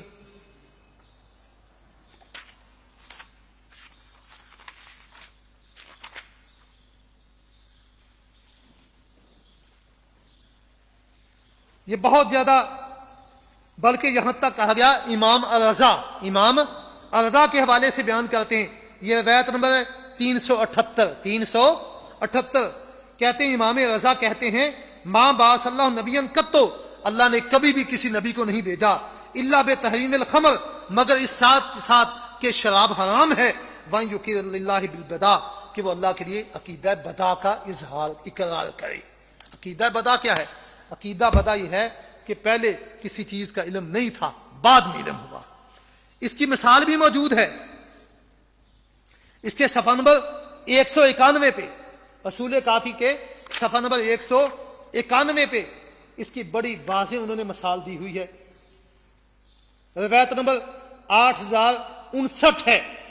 یہاں پہ وہ بیان کرتے ہیں امام ابو الحسن کے حوالے سے، جب ان کا بیٹا ابو جعفر فوت ہو گیا، امام ابو الحسن کا بیٹا جب ابو جعفر فوت ہو گیا، تو اب بات عموماً یہ ہوتا ہے کہ بڑا بیٹا وہ امام بنتا ہے، بڑا بیٹا وہ امام بنتا ہے. تو جو ابو جعفر فوت ہو گیا تو ابو محمد اب ان کی وہ باری تھی کہ ظاہر وہ امام بننا تھا، تو ظاہر ابو جعفر کے حوالے سے پہلے وہ بیان کیا ہوا تھا. تو وہ کہتے ہیں، اس میں آگے جا کر مختصر بات کرتا ہوں، کہتے ابو الحسن کہنے لگے کہ بدا للہ فی ابی محمد بعد ابی جعفر، ابو جعفر کی وفات کے بعد ابو محمد کے لیے یہ بات ظاہر ہوئی ہے ما لم یکن یعرف لہ، جو اس سے پہلے معلوم نہیں تھی کہ ابو محمد نے امام بننا ہے. کما بدالہ فی موسیٰ بعد مضی اسماعیل، جیسا کہ امام جعفر صادق کے بیٹے اسماعیل کی موت کے بعد امام موسیٰ کاظم کے بارے میں یہ بات اللہ کو معلوم ہوئی جو پہلے معلوم نہیں تھی. وہ اس طرح کے، اور اس کی بڑی تفصیل الانوار النعمانیہ، یہ جلد نمبر 1 صفحہ نمبر 333 پہ یہ بات موجود ہے. یہ نہیں کہتا کہ یہ روایتیں غلط ہیں، بلکہ ان کو صحیح تسلیم کرتے ہوئے ان کی مزید توجیحات کرتا ہے، تبھی نہیں کرتا ہے. ہاں جی، وہ اس طرح تھی کہ جعفر صادق کے جو بیٹے تھے اسماعیل، ظاہر انہوں نے امام بننا تھا اور لوگ جان رہے تھے کہ امام یہی ہے اور اعلان بھی کر دیا کہ یہی امام ہے. اب بعد میں یہ ہوا کہ امام جعفر صادق کی زندگی میں اسماعیل کی وفات ہو گئی. جب اسماعیل کی وفات ہو گئی تو پھر اسماعیل تو اب امام نہیں بن سکتا تھا کیونکہ وہ اپنے باپ کی امام کی زندگی میں فوت ہو گیا ہے. پھر جعفر صادق امام بنے تھے. تو اس پہ جو شیعہ کا اختلاف ہو گیا تھا، شیعہ کا اس پہ اختلاف ہو گیا تھا. اب اختلاف ہوا، بعض کہنے لگے کہ چونکہ اسماعیل تھا پہلے تو اسماعیل ہی امام ہے، اور بعض دوسروں نے کہا کہ نہیں، جعفر الصادق امام ہے. تو یہ جو شیعہ اثنا عشریہ ہیں، شیعہ جعفریہ، شیعہ امامیہ اثنا عشریہ ہیں، انہوں نے جعفر صادق کے بعد موسیٰ کاظم کو 7واں امام مانا،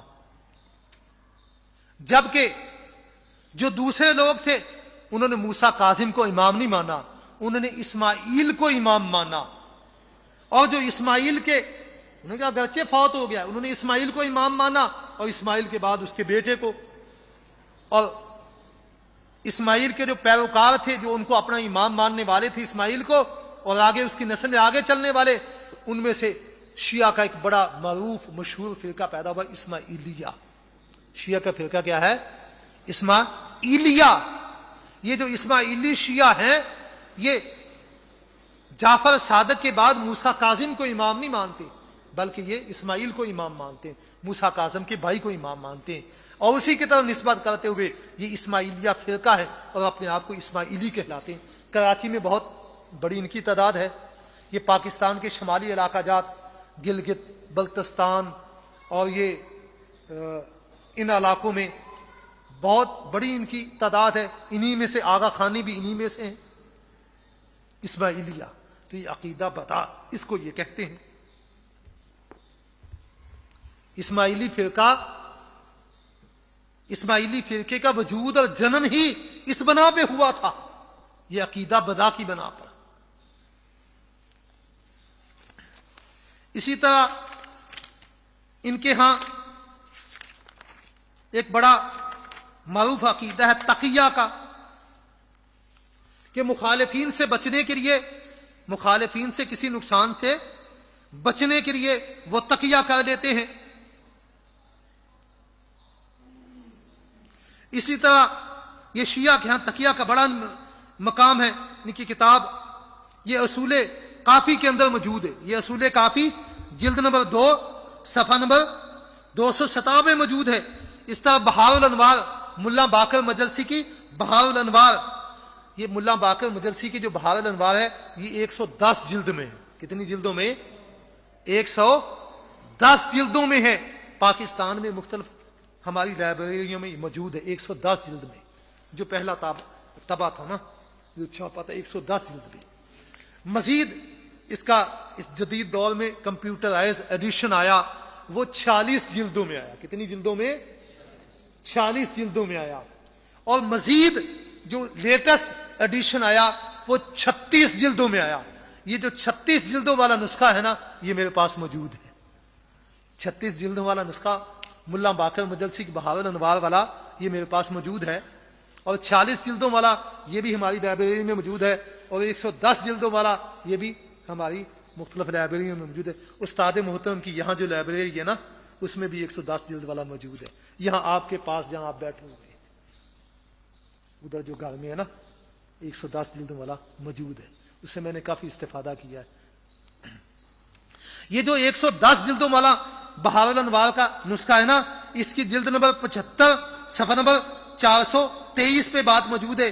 اس طرح وسائل الشیعہ جلد نمبر 11 صفحہ نمبر 460 پہ موجود ہے۔ کہتے لا ایمان لمن لا تقیۃ لہ، اس کا ایمان ہی نہیں جس کے ہاں تقیہ نہیں۔ اصول کافی، یہ اصول کافی جلد نمبر 1 صفحہ نمبر 222 پہ کہتے ہیں ابو عبداللہ امام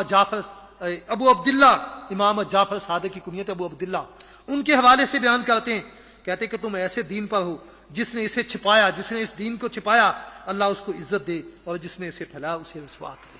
بعض ایسی چیزیں ہوتی ہیں، مسائل ایسے ہوتے ہیں۔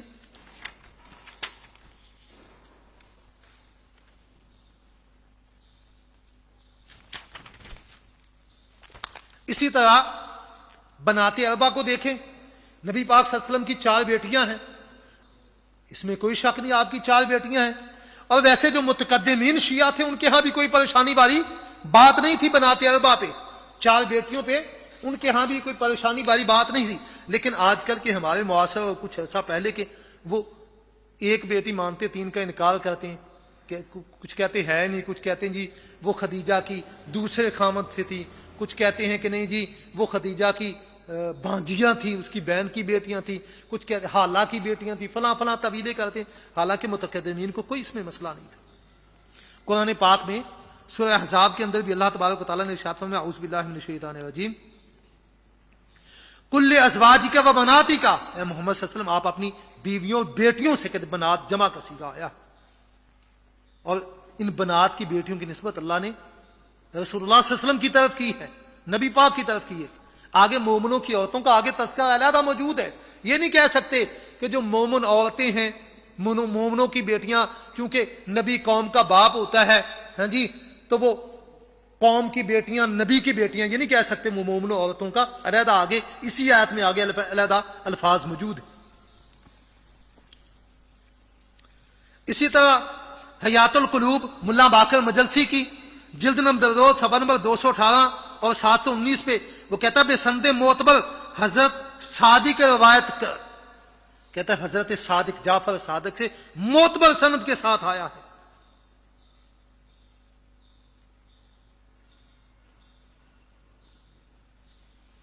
اور آگے وہاں چاروں بیٹیوں کا وہ تذکرہ موجود ہے. اسی طرح یہ اصول کافی جو میرے ہاتھ میں موجود ہے، اس کی جلد نمبر 1 صفحہ نمبر 265 پہ یہ بات موجود ہے. اسی طرح تہذیب الاحکام جلد نمبر 1 صفحہ نمبر 154، الاستبصار جلد نمبر 1 صفحہ نمبر 245 میں بنات اربع کا چاروں بیٹیوں کا تذکرہ موجود ہے.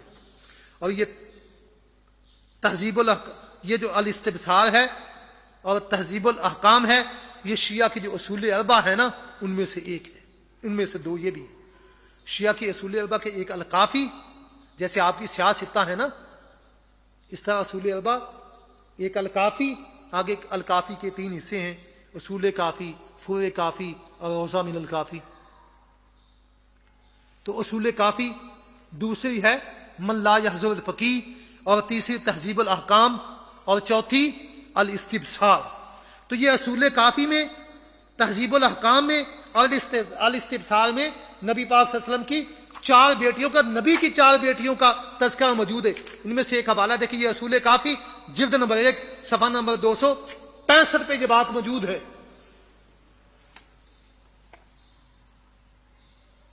عقائد و نظریات کی بات ہو رہی ہے، صفحہ نمبر 265 پہ یہ بات موجود ہے. کہتے ہیں وَتَزَوَّجَ خدیجہ، یہ ابواب التاریخ کے تحت باب نمبر 169 قائم کرتے، باب مولد النبی وفات نبی صلی اللہ علیہ وسلم کی پیدائش اور وفات کا باب.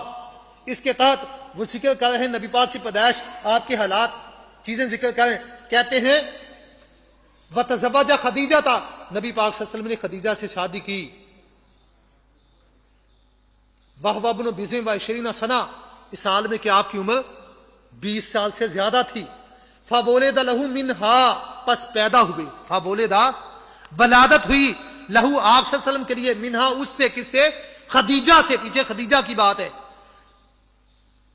قبل مبعث ہی، نبی پاک صلی اللہ علیہ وسلم کی بعثت سے پہلے، قاسم، رقیہ، زینب، ام کلثوم یہ پیدا ہوئے. قاسم، رقیہ، زینب، ام کلثوم آپ کی بعثت سے پہلے آپ کے گھر میں ولید خدیجہ سے پیدا ہوئے. فَوَلِدَ لَهُ مِنْهَا، آپ کے ہاں پیدا ہوئے خدیجہ کے بطن سے، بعثت سے پہلے. قاسم، رقیہ، زینب، ام کلثوم. وَوَلِدَ لَهُ بَعْدَ الْمَبْعَثِ، اور آپ کی بعثت کے بعد آپ کے لیے پیدا ہوئے الطیب اور طاہر اور فاطمہ، یہ بعثت کے بعد پیدا ہوئے. ورویہ، یہ بعثت کے بعد پیدا ہوئے. کہتا ہے نبی پاک کے لیے پیدا ہوئے ہیں خدیجہ سے. کون؟ کتنی بیٹیاں؟ کہتا ہے 4. کتنی کہتا ہے؟ 4. زینب، رقیہ، ام کلثوم اور فاطمہ، 4 بیٹیاں. پہلوں کو کوئی مسئلہ نہیں تھا، یہ اب بعد والوں کو یہ مسائل بنے ہیں. ایک میں نے ٹائم تقریباً ختم ہو رہا ہے، ایک حوالہ دے دیا ہے، باقی کتابوں کا آپ کو بتا دیا ہے.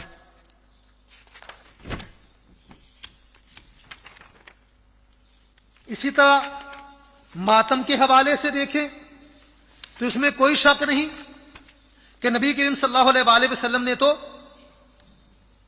صبر کی تلقین کی تھی. احادیث موجود ہیں اس کے حوالے سے. اور ماتم کسے کہتے ہیں؟ یہ الکافی کی شرح ہے الصافی، اس کی جلد نمبر 1 صفحہ نمبر 69 پہ موجود ہے.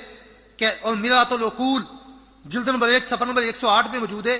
کہتے الصبر ضد الجزا، صبر کی ضد کیا ہے؟ جزا، بابیلا ہے. اور میرات العقول میں ہے مصیبت کے وقت اپنے پہ کنٹرول کرنا، یہ صبر ہے، اور اس کے متضاد یہ جزا ہے. میرات العقول میں محقق طوسی لکھتا ہے، بھی یہی بات لکھتا ہے کہ صبر یہ ہے کہ مصیبت وقت اپنے آپ کو جزا سے روکنا، یہ صبر ہے. اور باطن کے اضطراب، بے چینی، زبان سے شکوہ شکایت اور اعضاء کو غیر عادی یعنی معمول سے ہٹ کر حرکتیں دینا، یہ کیا ہے؟ صبر کے خلاف یہ جزا ہے۔ اصول کافی کے اندر باب الصبر جلد نمبر 1 صفحہ نمبر 340 میں موجود ہے، کہتے ہیں صبر راس الایمان، صبر ایمان کا سرا ہے، سرا ایمان کی اصل ہے۔ اور اصول کافی میں لا ایمان لمن لا صبر لہ، اور جس کے صبر نہیں ہے اس کا ایمان ہی نہیں ہے۔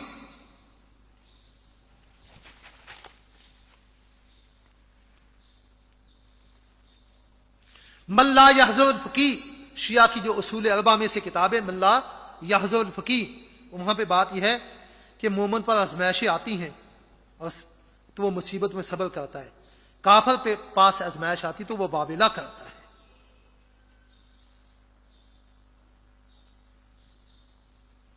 نہج البلاغہ میں حضرت علی رضی اللہ عنہ کا یہ قول موجود ہے، من ضرب یدہ علی فاخذ عند مصیبہ، جس نے مصیبت پریشانی کے وقت اپنے ہاتھ کو ران پہ مارا، حابط عملہ، اس کا عمل ضائع برباد ہو جاتا ہے۔ حیات القلوب ملا باقر مجلسی کی فارسی زبان میں ہے، جلد نمبر 2 صفحہ نمبر 538 میں کہتا نبی پاک صلی اللہ علیہ وسلم نے فرمایا مصیبت کے وقت منہ پہ تھپڑ نہ مارو، اپنا منہ نہ چھیدو، اپنے بالوں کا نہ نوچو، گریبان چاک نہ کرو، کپڑے کالے نہ کرو، کپڑے مصیبت کے وقت کپڑے کالے نہ کرو، ہائے ہائے نہ کرو، بابیلا نہ کرو۔ نبی پاک نے ان شرطوں کی بنا پر بیعت لی تھی اپنے صحابہ اور صحابیات سے، بیعت لی تھی ماننے والوں سے، اسلام قبول کرنے والوں سے۔ حیات القلوب ملا باقر مجلسی کی جلد 2 صفحہ نمبر 538 جو فارسی نسخہ اس کا یہ حوالہ ہے۔ اور تو اور ملا باقر مجلسی کی بہار الانوار اٹھا کے دیکھ لیں، مختصر بات کرتے ہیں۔ طبرسی کی الاحتجاج اٹھا کر دیکھ لیں،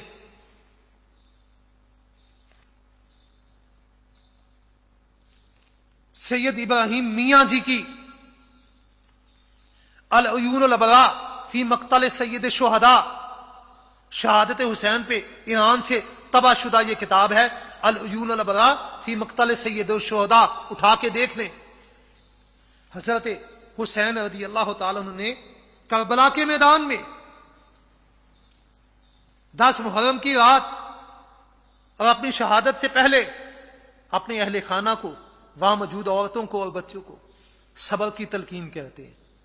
کیا کرتے ہیں؟ صبر کی تلقین کرتے ہیں، صبر کی وصیت کرتے ہیں۔ اور یہ کیسے ہو سکتا ہے؟ وہ پاک باز ہستیاں، وہ پاک بیبیاں، وہ نبیوں کی، نبی پاک صلی اللہ علیہ وسلم کے خاندان میں سے، نسل میں سے، وہ ہاشمی، وہ علوی، جن کی نسبت نبی پاک صلی اللہ علیہ وسلم کی طرف ہے، انہوں نے وہ صورتحال اپنائی ہو جو نقشہ ہمارے ہاں یہاں کھینچا جاتا اور بیان کیا جاتا ہے۔ انہوں نے وہ الفاظ کے ہیں جو یہاں بیان کیے جاتے ہیں۔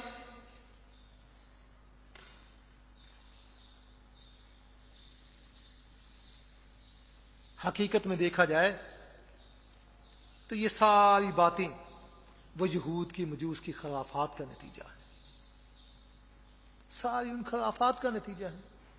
وہ تو صبر کرنے والے، صبر کی تلقین کرنے والے تھے،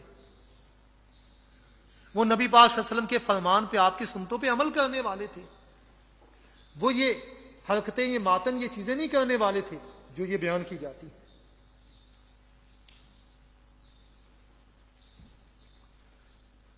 اسی طرح شیعہ کے نظریات میں سے ایک بڑا اہم متعا بیان کیا جاتا ہے۔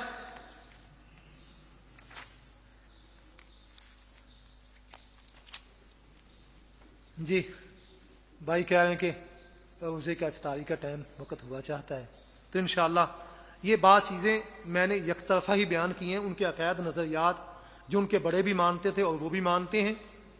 اگر کوئی جاہل ہے، انکار کرے، نہ مانے، نہ پتا ہو، تو اس کے ہم ذمہ دار تو نہیں ہے نا۔ اور جو ان کے مصادر و مراجع میں موجود ہیں وہ چیزیں بیان کی ہیں، ان کے دلائل کیا دیتے ہیں اور ان کے دلائل کا تجزیہ کہ وہ کس پایا کے ہیں، کتنی ان میں مضبوطی ہے، کمزوری ہے، مد مقابل دلائل، اس کا وقت نہیں ہے، وقت پہلے بہت زیادہ ہو چکا ہے. تو انشاءاللہ کبھی موقع ملا تو پھر انشاءاللہ پھر اس پہ گفتگو ہوگی. واخر دعوانا الحمدللہ رب العالمین.